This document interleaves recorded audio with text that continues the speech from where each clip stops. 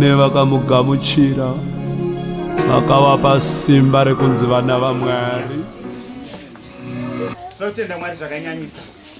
Regai titange nokungoti tibatsirane chinhu chimwe chete panhau yekisimisi kana Krismasi. Handiti pane umwe ndakazenge ndakunetswa nevamwe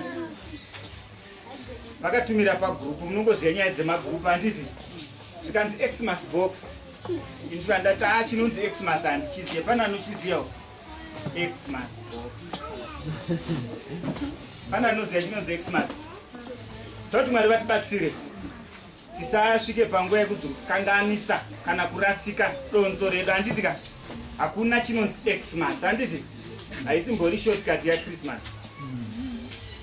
Tiunzwana nhama dzangu, totibatsirane zuva ranhasi semhuri yeFGIM torarama mukuziva. Handitika chinonzi Xmas hakuna, asi kune chinonzi Krismasi. Ndizvo tikada kutarisa mu 533 after death yaKristu Jesu, ndo pakabuda nhau yeKrismasi. Handitika ndo payakanyatsotanga chaipo chaipo. Totibatsirane mumashure umu musi wa25 December mapagans kana kuti mahedheni ndo pavaicelebrata vachiunganawo vachicelebrata vachiita zvevaiita. Handitika but after that muna 533 AD after death yaKristu Jesu tikatarisa mukuru wemaRoman Catholics ndo pevakati no zuva iri ngatirirangarirei kuberekwa kwaKristu Jesu.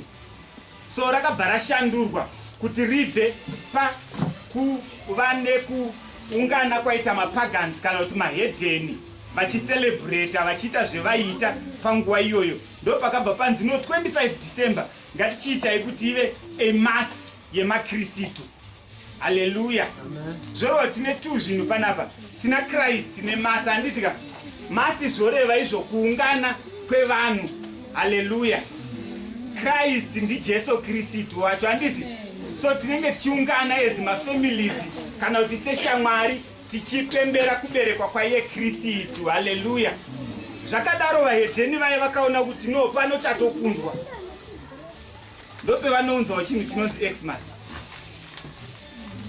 Pana Christ paya vakaisa X zvoreva kuti kuramba. Handiti zvikaiswa X zvashata izvi. Handiti handi munoziva pese pana X pashata, ndo vachibva vatirega tiise X pana Christ takuti Xmas. Vabvisa Kristu. Handiti vakusiya masi iripo, zvikanzi isusu taramba Kristu but ngatirambe tichiita sei, tichisangana pamasi yedu.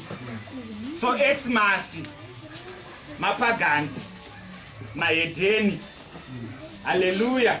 Havasi kucelebrata Kristu but vane zvavo zvavari kuita sei, zvavari kucelebrata. Ndosaka vakaisa X pana Christ. Handiti so vadikana hama ngatisazogamuchirei zvese zvese. Handitika zvimwe zvacho ngatizvitsvagei. Indakazvitsvagawo ndikazviona ndikazvinzwisisa ndikatoona kuti chokwadi.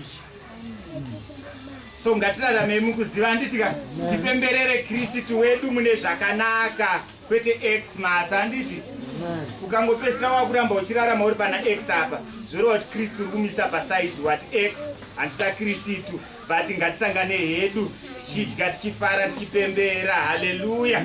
So tovati Mwari vatibatsire petiri kurarama tambe tichiziva chinangwa. Handitika panonge pataurwa chinhu chingotanga wachinzverawo so usati wapinda machira. Handiti usaparare nokushayiwa zivo. Haleluya.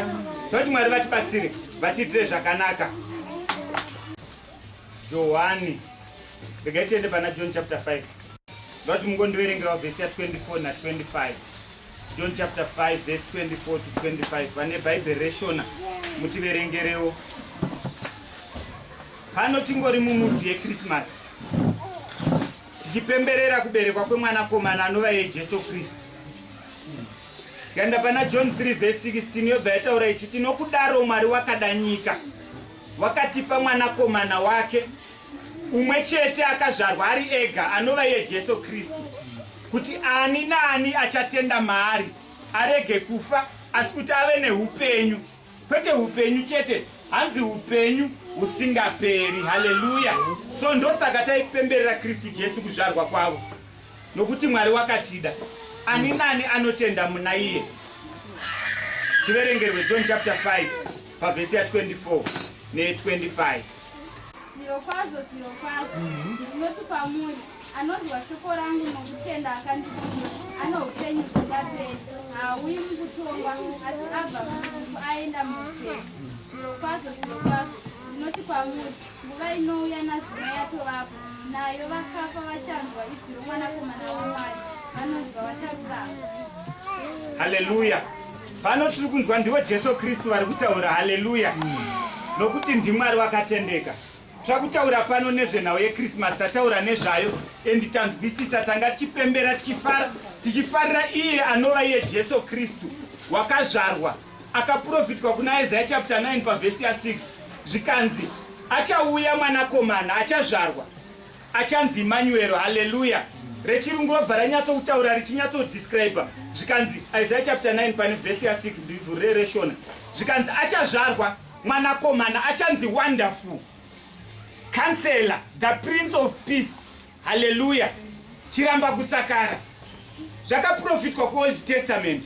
Zvakuzadzikiswa kupi? KuNew Testament.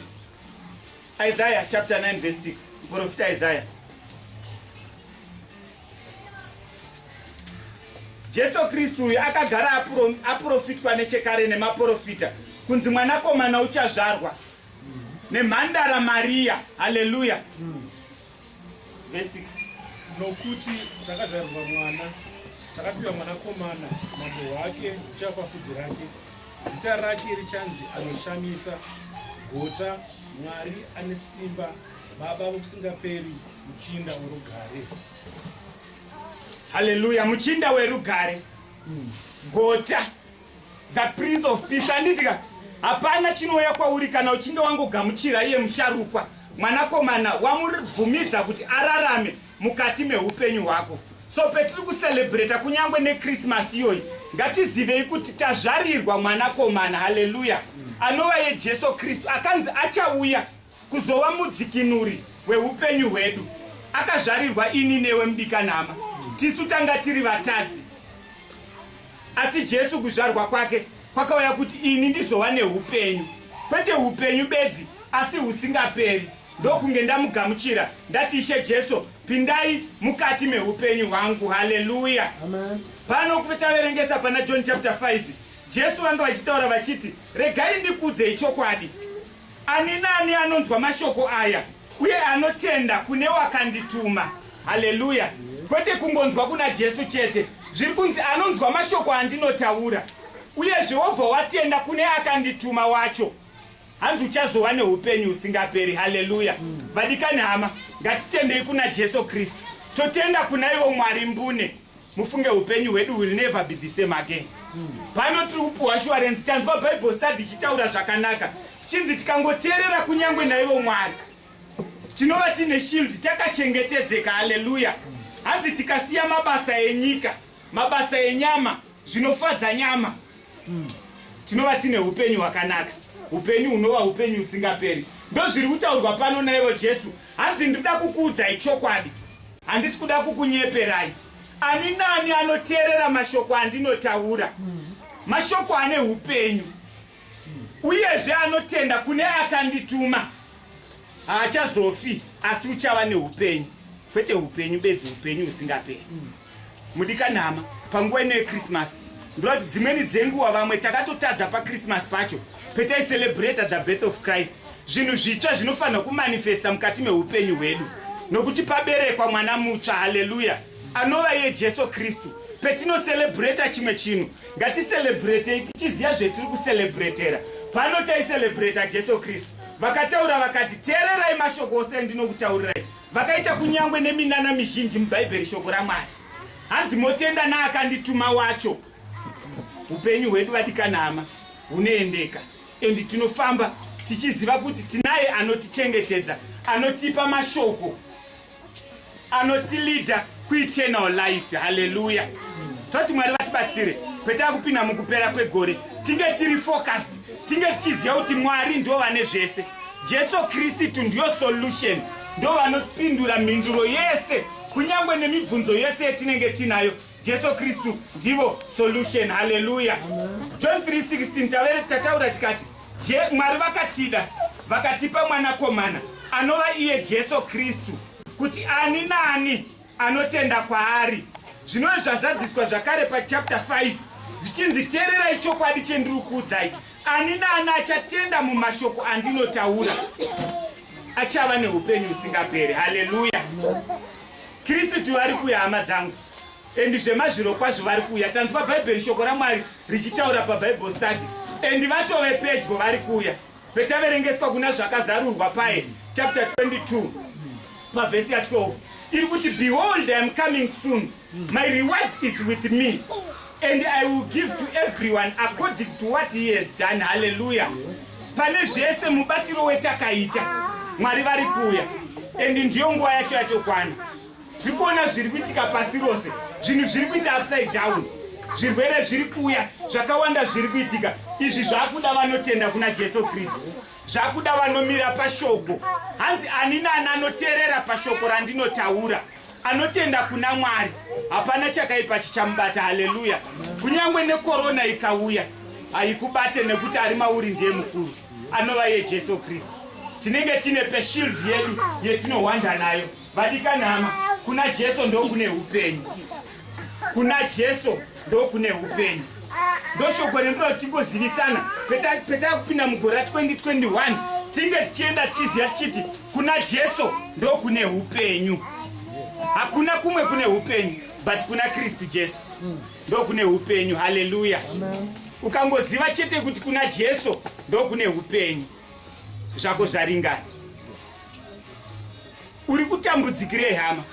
Jesu varipo, endi vakauya vakazvarirwa ini newe kuti tive neupenyu, kwete upenyu bedzi but upenyu usingaperi. Haleluya.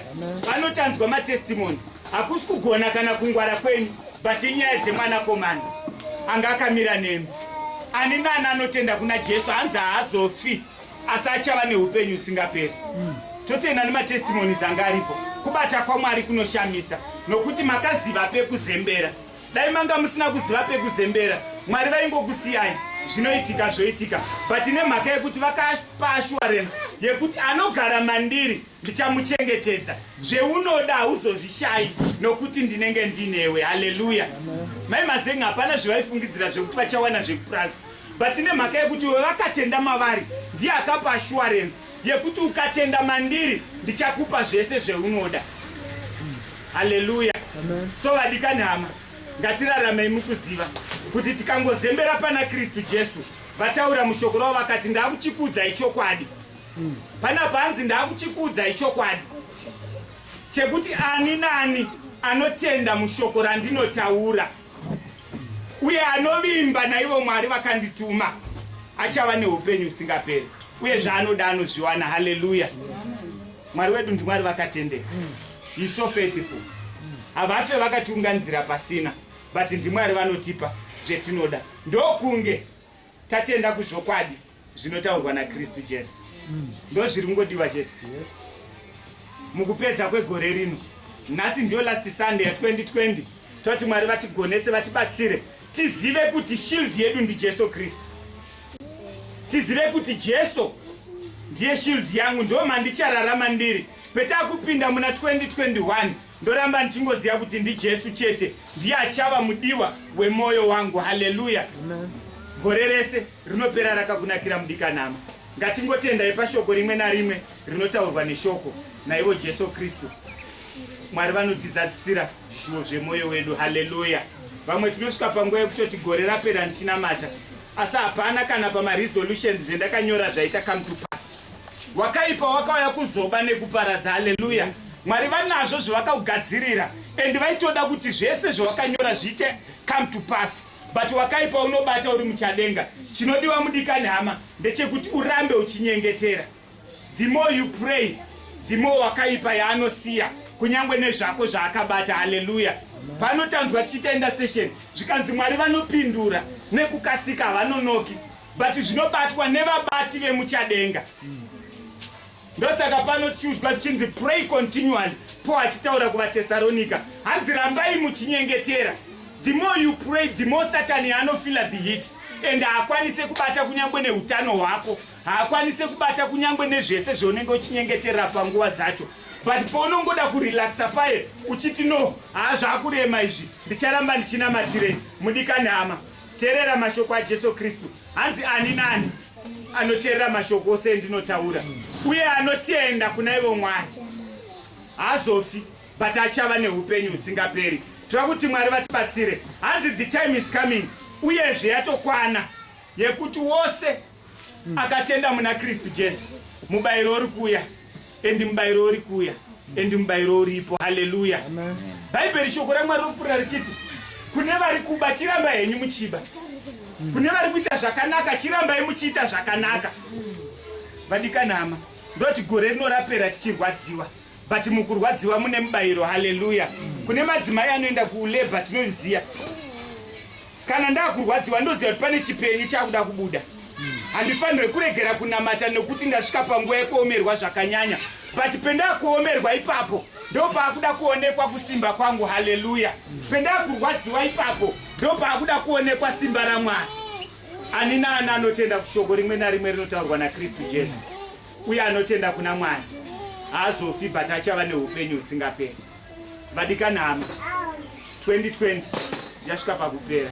Ngatitendei kuna Jesu Kristu, ngatitendei kuna Mwari, ivo vakatuma mwanakomana uyo taicelebrate mazuva maviri apfuura, kuti tinotenda Mwari mazvara Kristu Jesu, wazvarwa mwanakomana. Naizvozvo ngatitendei maari tibve tararama mune mashoko ose aanotaura. Haleluya. Toti Mwari vatibatsire. Tiende kuna Luke ndichisvika mukunopedza. Jesu Kristu vakazvarirwa iwe neni vatadzi. Tikaverenga kuna Luke chapter 2 pavhesi ya 9. Luke chapter 2 pavhesi ya 9. Rechirungu rendina rinotaura richiti, an angel of the Lord appeared to them, and the glory of the Lord shone around them, and they were terrified. But the angel said to them, do not be afraid. I bring you good news of great joy that will be for all the people. Today in the town of David, a Savior has been born to you. Hallelujah. Panapa tinotarisa kunyangwe nevafudzi mashepherds vakanga vakaungana vasiri kutoziva zviri kuitika, but zvinonzi nengirozi yakasvika kwavari ikaapia. Panapa pandiitira zvakanaka ndepekudaiwo, zvinonzi angel yasvika yakataura ikati, musatye henyu, ndauya nemashoko akanaka, good news dzendura kukupai, a great joy that will be for the people. Zvorova kuti kuzvarwa kwaKristu Jesu kwakaunza mufaro panyika yose. Haleluya. Vadikani hama, mufaro wekuzvarwa kwaKristu Jesu ngauve mukati meupenyu hwedu. Petiri kupendera gore rino ra2020, toti pine muna 2021 takazadzwa nemufaro, tisina kusuwa matiri, tichiziva kuti ivo Kristu Jesu vakauya kuzotisunungura, vakauya kuzotibvisa pakusungwa kwetanga takaitwa nevakaipa, tichienda mukuva neupenyu, upenyu husingaperi. Haleluya. Sototi Mwari vatibatsire, vatiitire zvakanaka hama dzangu. Ngatisaluzei focus pamazuva mashomanana asara. Ngativei nekungotenda kuna Mwari. Chingoti Mwari, tinoshamiswa kwazvo nemabasa makuru emakaita mukati megore rino. Hapana iziva kuti iwe neni tingadai tiri pano nekuya kwakaita chirwere cheCovid-19. Iwe neni inyasha, ndivo Jesu zvoshamisa vakaita kuti iwe unge uripo, ini ndinge ndiripo. Zvinhu zvichioma, ikonomi ichioma, but Mwari vangori nesu. Hapana anoti akarara nenzara, but Mwari vaingochengetedza. Ani nani anonzwa mashoko andinotaura uye anotenda kuna ivo Mwari haazofi, but achava neupenyu husingaperi. Vadikani hama, uri kutenda kunani? Uri kutenda here mumashoko aitaurwa naJesu Kristu?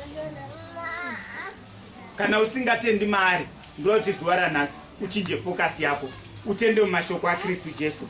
Pano zvataurwa zvikanzi ukangotenda chete mumashoko andinotaura, hanzi ndo zvokwadi endakutaura.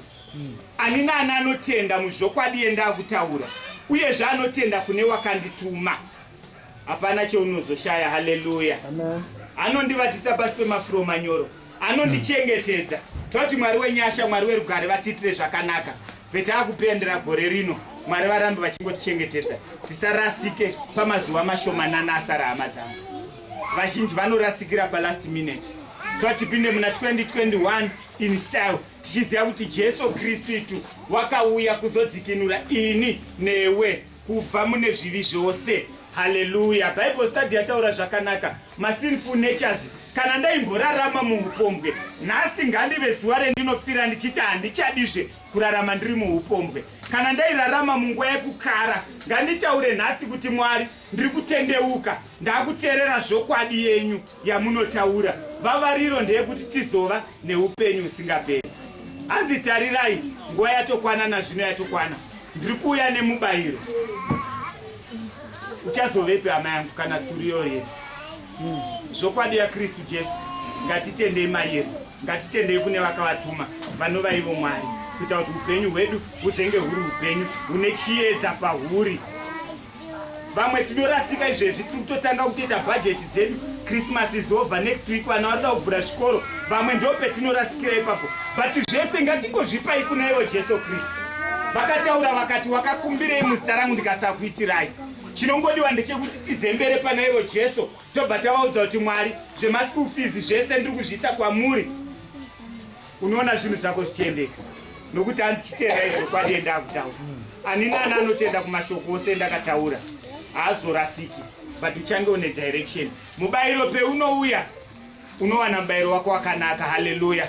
Zotora kuti Mwari wenyasha, Mwari werugare vatigonese, ngatisarasikei, ngatingoziva kuti anything chinoitika mukati meupenyu hwako, suma kuna Jesu. Wotaura uchingoti imi makataura mushoko renyu mukati, ndimi Jehovha Jireh the provider. Pano handina chandinacho, but imi makataura mukati, ndimi the provider. Providai. Munogadzira nzira pasina nzira, gadzirai nzira. Pano ini ndagumirwa, Mwari vanopindira. Hallelujah. Nokuti unenge waziya source, unenge waziya kuti ndivo zvose, ndivo zvose, ndivo Mwari. Kwana zvaukuomera, wongoti Jehovha Shalom, Mwari wepeace, isaiwo peace mukati meupenyu hwangu. Zvinhu zviendeke, zvinhu zvinotanga kuendeka. So ndoti Mwari vatibatsire, vatiitire zvakanaka. As we come to the end of 2020, our God is so faithful. Avatisiye takadaro, ndiMwari vakatendeka, ndiMwari vakavimbika. Zvakanyanyisa zvevanotaura vanozadzikisa. Hallelujah. Chiri kudiwa ndechekuti uzarure mwoyo wako woti, Ishe Jesu, as I celebrate kuzvarwa kwenyu mukati meupenyu hwangu, zvinhu zvitsva ngazvitange kuitikawo. Ndakambokukanganwai, asi ndakuda kuti ndirarame ndiri mamuri, ndizive imi Kristu Jesu, ndizive ndirarame mushoko renyu. Sinful natures ndisiye kubva zvino zvichienda mberi. Pendopinda muna 2021 ndipinde ndiri munhu akachena, ndisina kana chivi chinorarama chiri mandiri. Your life will never be the same again. Hallelujah. Amen. Mwari wakatendeka. Yes. Toti panguva ino tichimbirwa deep worship song, ungozvifunga, uzvibvunze kuti Mwari, sinful natures, zvese zvandairarama mazviri zvisingakufadzei, pendakupinda mukupera kwegore Baba, ndichamuregerera, ndichamupa upenyu husingaperi. Vavariro yangu Mwari ndeyekuti ndive neupenyu husingaperi. Tizvirambe vadikani hama, tizembere pana Kristu Jesu. Mwari votiitira zvakanaka. Zvese zvetinonamatira, zvese zvetinokumbira, Mwari vanoonekwa vachitipa. Timbirwe deep worship song, uchinyatsodzamisa pfungwa dzako, uchidzora kubva zvino kusvika kuna January petakatanga gore 1 January 2020, uchiona sinful natures zvese zvawakabata zvisina kufadza Mwari. Ungoti Mwari, ndiri kutendeuka panguva dzino, uye ndiri kutenda kushoko rimwe narimwe rinotaurwa naKristu Jesu, kana kuti rakataurwa naKristu Jesu. Uye ndiri kutenda kunemi Mwari makatuma ye mwanakomana kuti azouya kundirwira pahondo dzangu dzose. Tiimbirwe deep worship song, usvika panguva unochema pamberi paMwari uchinamata kuti Mwari vatiregere.